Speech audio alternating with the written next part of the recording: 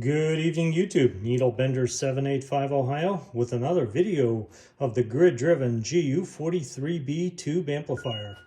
And so just this video is more of a progress report. What we have accomplished, actually most of it was done today. Probably gonna have one more video of it's when I'm burning into tubes, possibly Wednesday. And probably a final video coming out on Thursday. And this is kind of looking good. And so far, everything's been really easy in this build. Got the switches hooked up and our vacuum tuners, our plate voltmeter, plate amp meter. And here's the inside. Got two vacuum variables. Got our plate choke wired up. Got our coil, glitch choke, got a glitch resistor, capacitor, very simple stuff. Got our capacitor board sort of wired, and I got the output relay wired, nothing for the input, just the output so we can hook up the nano VNA and take a look at what we got going on here. The tube is also mounted, secured, and everything is really coming together on this build. Got the screen and the grid supply.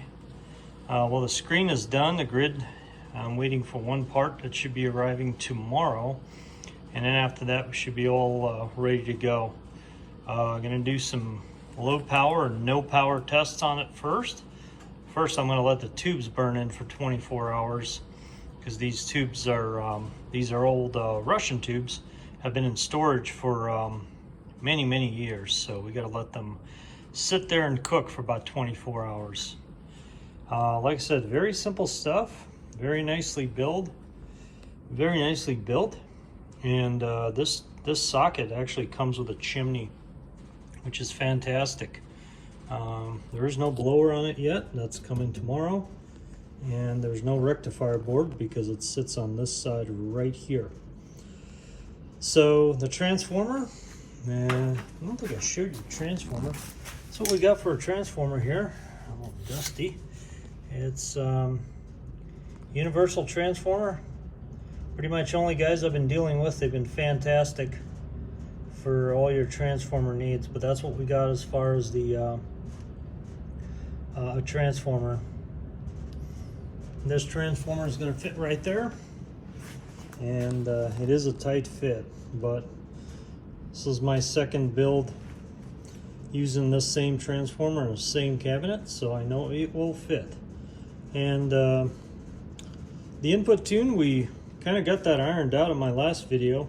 Surprisingly, was really simple. We got a really flat response, especially in the band of interest. Let's take a look at this nano here. Got this box pre-tuned.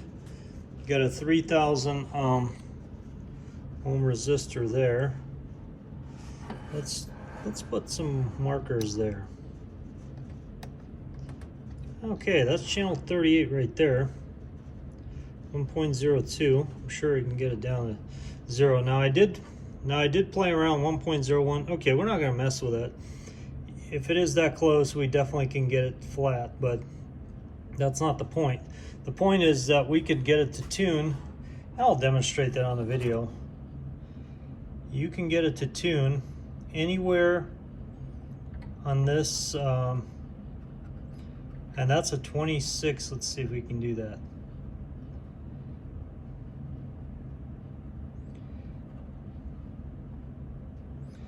So you can get it to tune all the way down there, 26 megahertz, and let's see if we can tune it all the way to, so we got a little reflection going on there. There we go. Let's see if we can get it to tune in a 10 meter band there.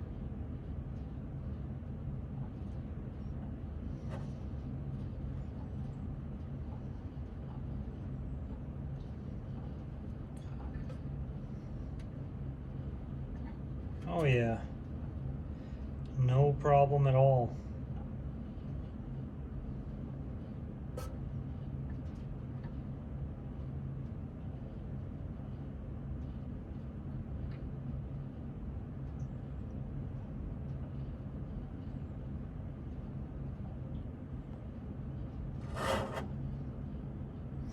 No problem at all. So 26 through 30, this thing tunes wonderfully all the way down to 0. And if we want to just tune it all the way where we were, we take it all the way there. And like I said, it tunes all the way anywhere in between. Look at that sweeping. If that V is touching the ground, you're in absolutely flat tune. And that's what we got going on there.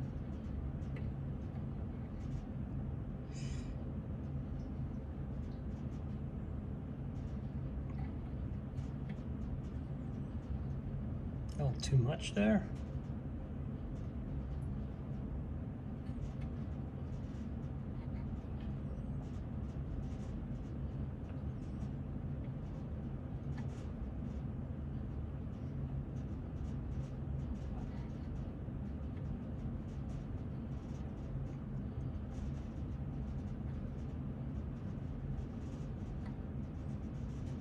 There you go, 1.00. Wow, I didn't even expect that. But anyway, if we know we can tune uppers and lowers like that, it'll tune out completely flat. And that's a really fantastic tune right there. So we got the tune nailed, pretty much ironed out on that one. Got all the big parts installed. Today was a big day for a lot of machine work, a lot of mounting stuff. And from now on, we're just going to be concentrating on wiring, hooking stuff up, and kind of finalizing the build.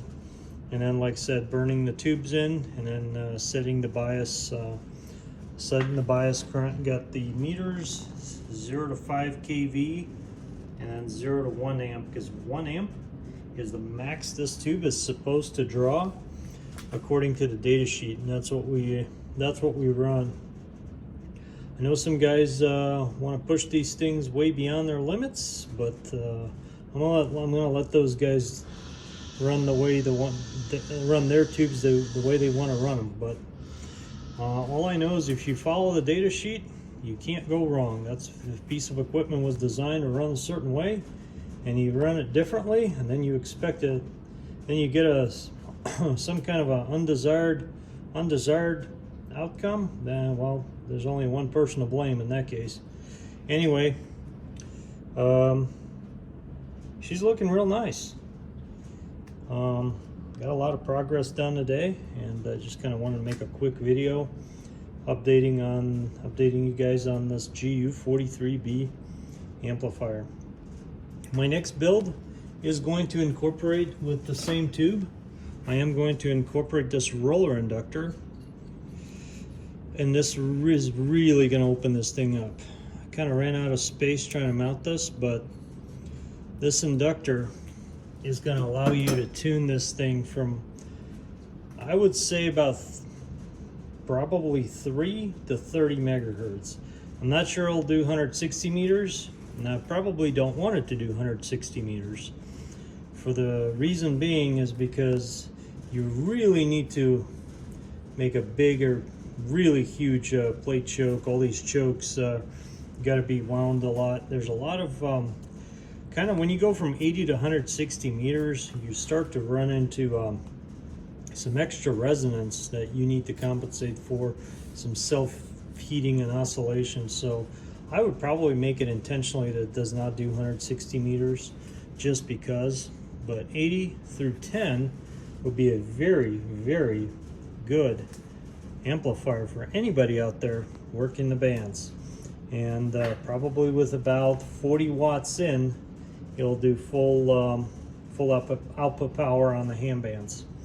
And this can take up to 60 watts of maximum drive. This is what I've decided for the swamping resistor and the matching network. So all that stuff is, turn this off so we're not wasting power. And that's what its maximum drive is. So you don't want to hit this box anymore with 60 watts PEP. And that's what it's designed for. So you can't hit it with a 100-watt radio. It's not going to like it.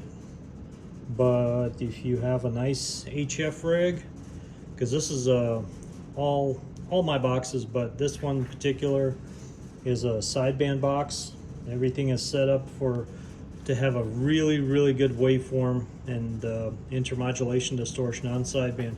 Obviously, it will work on AM, it will work on FM, no problem. But when you tune a box specifically for sideband, you can't really expect those exaggerated AM watts. But we're not really after those anyway. Guys that want to run 15,000 watts out of a 3CX3000. I always challenge all the builders out there, you know, that show those kind of numbers. Show me a waveform at the same time you're showing those numbers. I want to see a good, pure sine wave. And if it's not out there, yeah, you can make a bird meter, a true bird meter, do anything you want out there. You can overdrive something, but like I said, a 3CX3000, for example, kind of starts to distort on sideband above 7,500 watts. It starts to kind of run itself into compression. Now in AM is a less demanding mode of operation on sideband, especially with a two-tone test. You could push it up to 10,000 watts, but that's about the limit of it. And I know guys want to hit it harder, get a bigger driver. Again, if you're after those kind of builds, I would strongly recommend you find a different builder. But what we're here doing is trying to build the cleanest spectrally and something that preserves the signal quality as close to 100% as possible. So with that, we're not doing crazy watts, but we're demonstrating a very clean signal. And that's what we're here for. Making amps great again. Anyway, I also recommend that you check out Needlebender 757's channel. He's also got a couple of tube builds coming up, and I'll let him share his progress on that. But definitely some cool stuff, and grid driven is the way to go. So if you're ever in doubt, you should not need a driver for a lot of these boxes, especially if you have a tetrode. If you wired correctly, if you have a screen and a good grid supply, you can really get a lot of good numbers as far as power goes with very low drive, and that's what we're after. This thing is probably going to do, according to spec sheets, probably about 2,500 watts clean. And so we can probably call it like an SB220 on steroids, because this is a Gu43b is equivalent to a 4CX1000.